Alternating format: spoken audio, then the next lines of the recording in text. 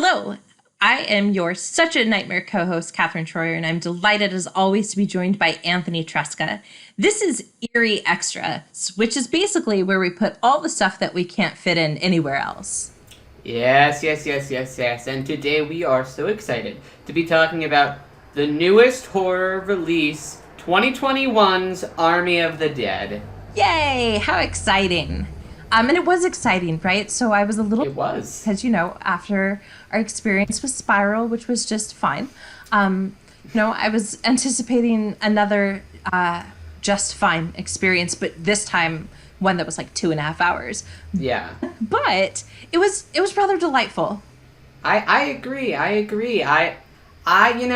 Zack Snyder is a real mixed bag.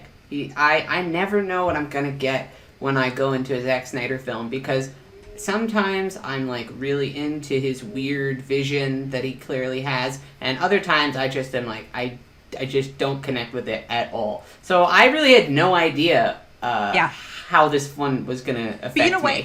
You actually hit the nail on the head, though, right? So you may not know exactly what you're going to get, but you do know it's going to be a very clear Zack Snyder vision, right? Oh, yeah. You do know it's going to be stylized, and it's going to be, there's going to be a lot of attention to sound, and there's going to be a lot of attention to the visuals. You just don't know if it's going to be something that that given day, that given project, you're going to be down for. Yeah, and I think for the most part, I was into this version of Zack Snyder. It was just so much. There was so much going on always. The stakes were always high. I felt like, honestly, there were some scenes with the group scenes that they had where they were just talking that had higher stakes than some of the scenes with the alpha zombies that they had running around. Which is always a good thing in a horror movie, when you're like, oh, the scenes with the humans are scarier than the scenes with the zombies. And this is something that he's held consistently for us, right? Because he also did the Dawn of the Dead remake. And yes, a lot of people are very critical of that film because it wasn't the Romero film. But, in this one case, I can see them as two separate, beautiful creatures. Mm-hmm. And in Snyder's Dawn of the Dead as well, he has a really lovely ensemble cast. Right? Yeah. He does well, which a lot of directors don't, with putting a lot of characters together in the same room and still feeling like you walk out knowing the characters pretty well. Yeah, I was very impressed by just the wide variety of character actors and performers that Zack Snyder was able to assemble. And I was also really kind of happy that I didn't recognize most of them who were here. It was a lot of talent that I had not been previously exposed to, and so it was really exciting to see a lot of them really knock it out of the park. Yeah, it's interesting when Dave Bautista is your biggest biggest star in many respects. Mm-hmm. He's best known for playing a backup character in other franchises. Yeah. Galaxy, like Guardians of the Galaxy. That's a really bold move, but I thought he pulled it off really well. And one of the things that he managed to accomplish in the process of not going with the big name actors is, wonder of wonders, we actually got a diverse cast. And it didn't feel forced and it didn't feel woke. It was just like, hey, this represents what the world actually looks like. And that was so refreshing because it was never, ever this point that Snyder was trying to make. It was just how the film was.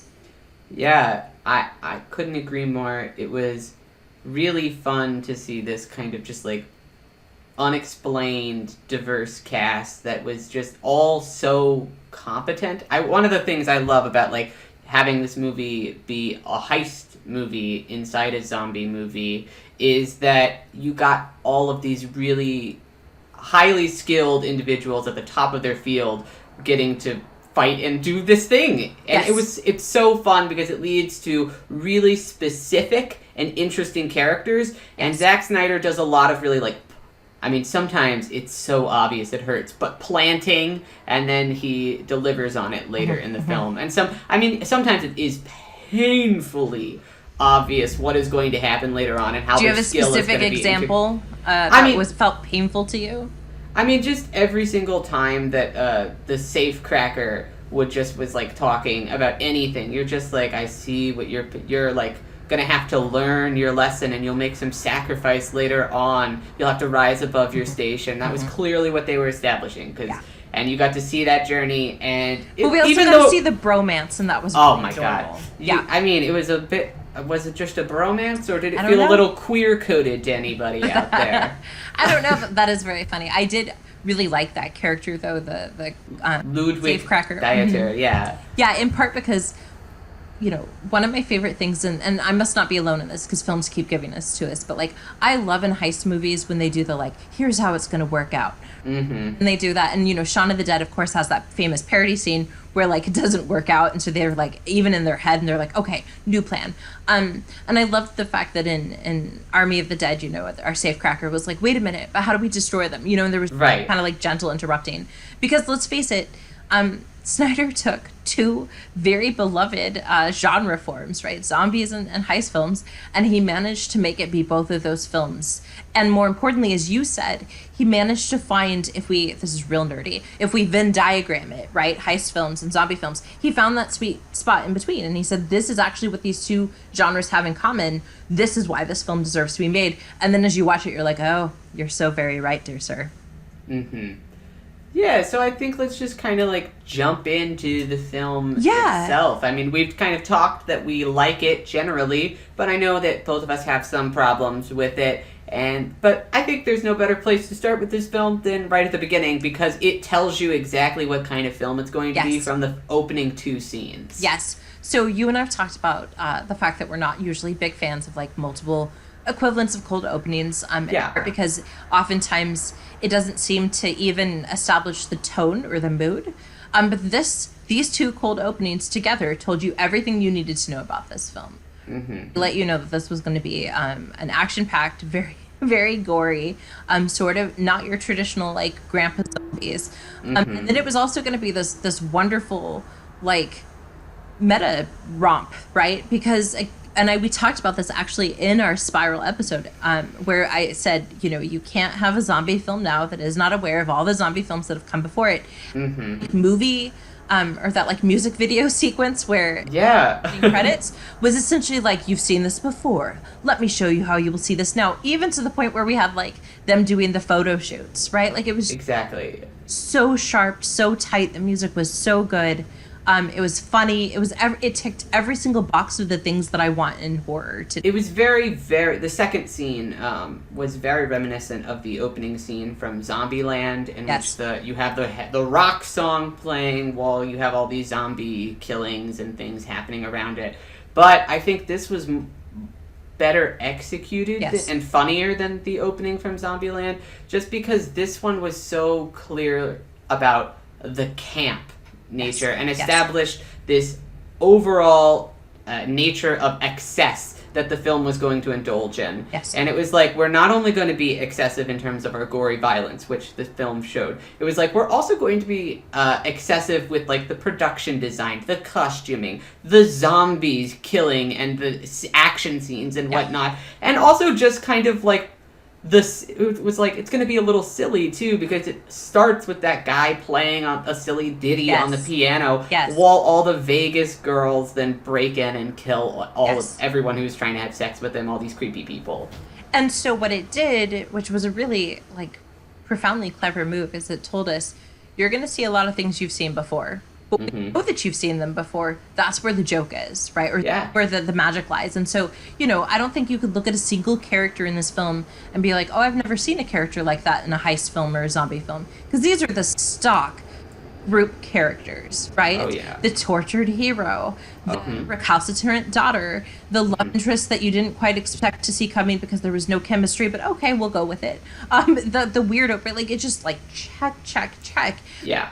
But the film let you know from the beginning that was their intention, right? That they were intentionally playing with these very familiar tropes. Every single one of them was a caricature. And it honestly, and all of them, as a result, had really kind of, like, simple motivations and backstories and whatnot. But at the heart of all of them, they all felt like they were coming from a real place, and it felt most of them had, like, a sentimental core that you could tell, like, yes, they are obviously playing in characters and stereotypes, but they're treating these people with respect and giving them as a result, a lot of heart, which is not something that you normally expect to have in a zombie film unless they're being ripped out and they're eating the hearts or whatnot. But this film has quite a bit of heart as a result of the characters in here. Yeah, and I think it's in part because, as you said earlier, we do have character actors, right? We don't have these people that are sort of like known for playing one type. We have people that have made a career out of being versatile and having to imbue a lot into very little dialogue or screen time. And the result was, you're absolutely correct, that I didn't feel like anyone was mocking these characters. Yeah. And as they were playing this stereotypical outsider who's really evil, who's going to like screw everyone over, he still managed, the actor still managed to make that role feel convincing. Exactly. And so it was like it was fun when we went around and got to see the film do this whole assembling of the characters that we knew was coming, because it's a heist zombie film. It's a heist film, which they established very early on. And I did not realize that I knew that the things that I knew about this film before watching it was that it was a Zack Snyder film, and it had zombies in it, and Dave Bautista was the lead. I had no idea this was a heist movie. Oh, that's so exciting. I did, but I was still very excited to see it. So when the billionaire showed up and was like, "You need to assemble a team. I got a job for you," I was just so happy, because I have a secret love for the heist genre, subgenre. Mine's not secret. I just love them. They bring me so much joy. There's this excellent episode of Rick and Morty in the 4th season where they deconstruct heist subgenre and how simplistic and overdone it is. Hilarious. Love that episode. I was seeing all the tropes here, and I loved them. It was a lot of fun. It was. Now, I will say the one thing that the music video intro, right, which was really just the extended credits, which just had like Zack Snyder's name because he did every role, right? It was like the writer, the director, the producer, cinematographer. Yeah, just kind of like his name just kept popping up. But the one thing that intro set up that I didn't get enough of, that I wanted a little bit more, is I did want it to feel a little bit more like we were going to play in the excess that is Sin City. Now, I realized that the city had been quarantined and that time passed, but and I realized that greed was kind of in there, but I think I wanted more, right? I wanted more of that sort of I don't know if I needed it to go so far as the Dawn of the Dead consumerism and the mall metaphor, but I needed it to go a little bit further. It felt like, for example, having the king of the zombies be taking up residence in Olympus, it could have been played with just a smidge more, to play with this idea of Deus Ex Machina and the gods descending, just a smidge more of that, so it really felt like we got what I was hoping we would get. Yeah, I think I definitely see that. It would have been nice maybe to have a little bit more of those smarter moments, I would say, is what the film kind of was lacking, because so much of it is so obvious, and it's nothing original, and sometimes you just wish that it would commit even harder to things. So before we go to the few things that we do have to talk about that are criticisms of the film, there's one other thing that I think you and I both wanted to talk about as just such an impressive element in terms of editing, in terms of cinematography, and that is the replacements of an entire actor after filming had ended. So do you want to talk a little bit about that, Anthony? Yeah, so Tig Notara, who plays Marina Peters, which is the helicopter pilot, was actually not originally in the film. They filmed the whole thing with this other guy, who I'm not even going to mention their name, no more time. We do not need to give this abuser any more thought other than this, and this guy accused of sexual misconduct, and so in August of 2020, they brought in Tig Notara to replace them, and they inserted them into the film with reshoots opposite of an acting partner, and using digital composing to insert her into scenes because of COVID-19, obviously, and the safety protocols. That restricted Zack Snyder from reshooting scenes with the actual cast. So she did all of these scenes and inserted her into the movie in basically total isolation away from the rest of the cast. And you basically can't tell. No. I didn't know that until after I finished the movie. Yeah. And I never would have been able to know if I had read about it somewhere. Yeah, so I found out about halfway through the movie because we paused it at one point, I think, to like go get more snacks because we knew we still had like an hour and a half left. And you know, after knowing, I could see some of the moves that Snyder was doing. But first off, Notaro just does a fantastic job, right? I can't even imagine being in a film that is about the ensemble and never meeting any of the people you're working with. So they did a phenomenal job in terms of the performance, but also this goes to show the magic of things like racking focus, right? It doesn't always have to be the shot reverse shot to have two people in the same room, you know, where you have a shot and then you switch and have a shot facing the other way. And so you could switch out actors, which people have done before, particularly with like De Niro and who is it that he has the huge rivalry with? Robert De Niro and the other one. I'm so sorry. I have no idea. Whose names I can't remember. So they've been in movies together and they refuse to act together, and so they'll like do stand-in dummies and stand-in actors, and they'll do it through a shot reverse shot pattern. But in this film we have racking focus, right? So have it be and what racking focus is, for those of you that just didn't get real nerdy time, it means that what will happen is what's in the foreground will be in focus and what's in the background will be blurry, and then they'll switch it so that it slowly shifts so that what's in focus is what's ever in the background instead of what's ever in the foreground. And so Snyder just did things like that, as well as, you know, all of these sort of computer CGI type things to do it, and it just, the result is about as flawless as one can get, and that's incredible. I mean, and you kind of, what is super impressive is they do so much with that performance of the character of Peters that I really can't even imagine how you would do it a different way. They were one of my favorite characters in the entire film. Yeah, so the first off, so funny, but also they're one of the remaining characters. I mean, they make it until the very end of the film, right? It's one of the first people that died, or it's not like it's someone that didn't interact hardly at all, right? I mean, that character is pivotal, and that performance just delivers so well. And so that was just so impressive. But it is unfortunately time, I think, to talk about some of the things where this film didn't quite hit the mark for both of us, because I think we have a couple of items on our list. Yeah, so I think the absolute worst part about this film, the part where I'm like, okay, so that is one particular area of excess that we could have done without, is the entire B plot with Kate Ward going to rescue Gita from the zombies because she is a refugee and a single mother and wants to get her back.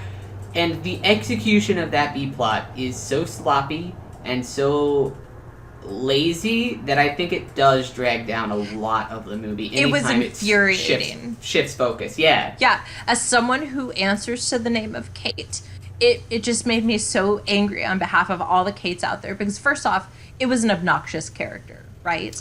You know, that character was too old to be behaving that immaturely in a post-zombie apocalypse, right? It's one thing if you're like having growing pains because, you know, the biggest thing you've ever had to deal with is whether or not you'll get a new purse that you wanted or whether or not you'll get the pony you wanted. But that's not what this film was. She watched her mom get killed. She's a volunteer at a refugee site. She understands intimately how devastating this world is, and yet she's just like, I'm sorry, you just didn't do what I wanted, and so I decided to be angry.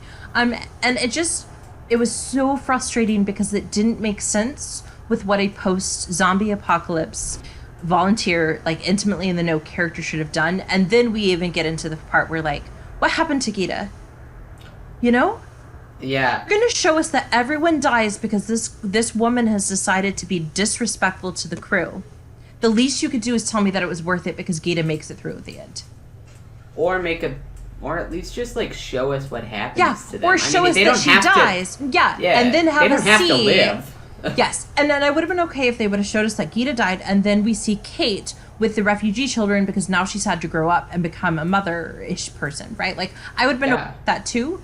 But like, there were no consequences for her actions. And the fact that Dave Bautista's character was like, it's okay, you were just really upset. No, we don't condone this. We don't condone it. Yeah, I mean, her behavior is super reckless. I guess I can kind of get it, like, this is a character who's clearly traumatized and has like some like is exhibiting clear symptoms of trauma and PTSD. And so I'm like, maybe I cut them a little bit of slack, but at the end of the day, they also do recklessly endanger everyone in there and lead to more deaths than needed to happen. Yeah. So, I mean, I am kind of like, come on, Kate. You were part of it, both a super frustrating plot to watch, as well as a plot that didn't go anywhere, because, I mean, they just... Mm-hmm. They would cut away to it, and it just seemed to pull focus, and they never really figured out why it was there, and as a result, they don't even properly conclude it in the end, and we don't even get to see what happens, which is so frustrating. And perhaps I would have been more forgiving of that if except for two things. One, the movie is 2.5 hours, so there's definitely room to do things. Yeah. Two, there were things that could have been and should have been done. So the first thing is, I didn't mind it being 2.5 hours. No.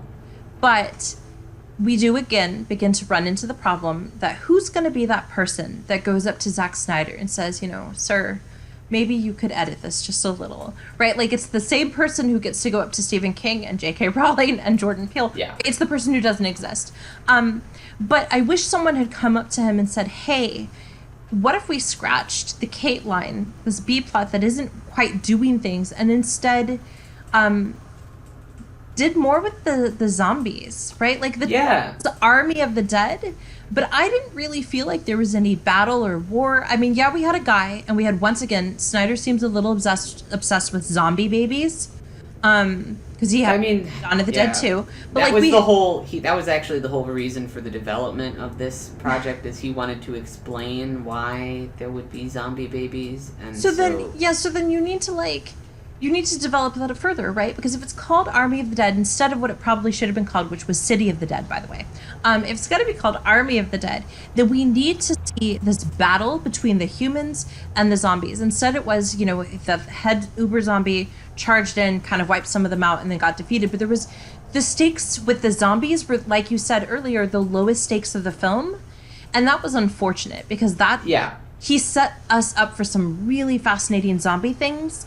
And that would have been, if we have a heist in, let's have a heist out. Let's see them plan how they're going to escape the city.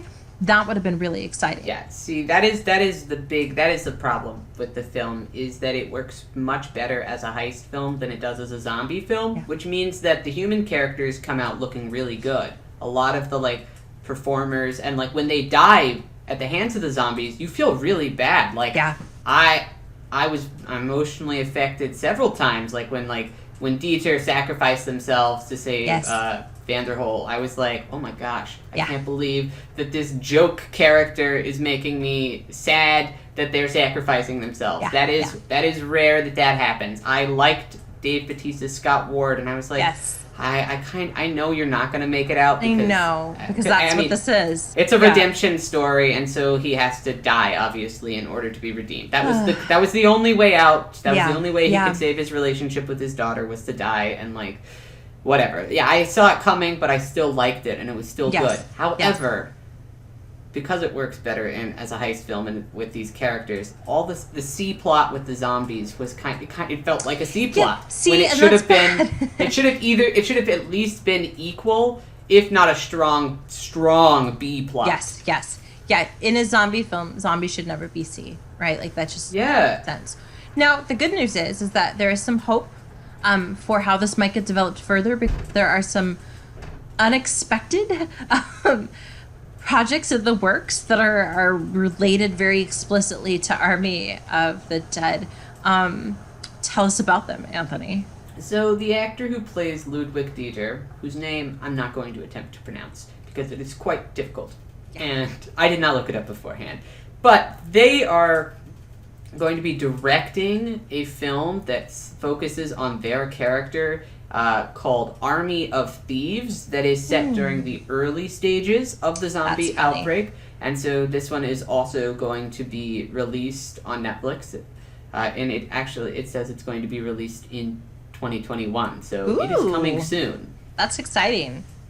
Yeah, so that is project number 1. And then project number 2 is a spin-off anime-style television show based on Army of the Dead, which is also going to be on Netflix. And it similarly revolves around the early phases of the zombie outbreak in Las Vegas and is centering on Dave Bautista's character's origins, as well as how he and his comrades' rescue efforts saved mankind. So that is delightfully weird, and I'm very, very excited to see it. I also feel like, of course, the ending, which I know some people felt should have been like a post-credits ending, where we realized that, our gentleman who was in the Vanderhole, Vanderhole great character, character. Has been bitten. So we have fodder there too. So I think there's a lot of rich material to pull out, and I will say I'm not usually a big fan of adult comics or cartoons. It's not because I don't believe in them. It's just because I can't seem to get into them. I will have to get into this. I'm very excited to see what an anime-style zombie film in the Night of the Living Dead franchise is going to do for us. Yeah. I mean, it does seem to be about the thing that you said you wished this movie was more about, which is like the douchebaggery that occurred in LA during the end times. Yes. So that is certainly interesting. I'm not sure how I feel about this movie, the other movie, The Army of Thieves, though. So it's probably going to be bad, but I'm delighted for it right now because I love that character. I love that character. And, as you're watching the film, you can't help but ask yourself, like, how did they stay alive? Right? Like, how did they make it out? And so I would really be interested in seeing it. If it's done, I think it should be done as this almost like comedy of errors, right? Where it's like Mr. Magoo style, like accidentally avoids the zombies the whole time. I think that would be a fantastic, probably not what's going to happen, but a fantastic film where he just accidentally, zombies are coming left and he just decides to pick up a penny and so he turns right. I want it to be that style of film. Although it is a little, it will make, I think, the events of this film and this character's arc less significant, just kind of because a huge part of what happened in this movie with Ludwig, the character, was kind of that this was their first time out, and that was their kind of whole arc and whatnot. That's true. That's true. I'm like, in what way will this new prequel film focusing on this character not undermine the character's arc in this is true. film that will be chronologically occurring after, but it was technically released first. This is true. Well, the good news is that we will be here to watch those films with you. Very true. And very true. to share our thoughts and our insights the moment that we can watch them will be as soon as humanly possible. In the meantime, of course, Anthony, tell them what they should do. Well, first of all, I know a lot of you out there have seen this film because it is the #1 film on Netflix this opening weekend. So I know you've seen it. If you're watching this video all the way to the end, and you definitely have seen it. So let us know what you thought down below in the comments. Please, whether you loved it or hated it, let us know what you think. Do you disagree with us? We'd love to hear it. We encourage a healthy conversation down in the towel section below. And of course, you can always connect with us on social media. Our information is on both our YouTube channel page as well as our podcast page, depending on how you're listening to this particular episode. In the meantime, just have say it, Anthony. Spooktacular day. Thanks for listening. Thank you so much.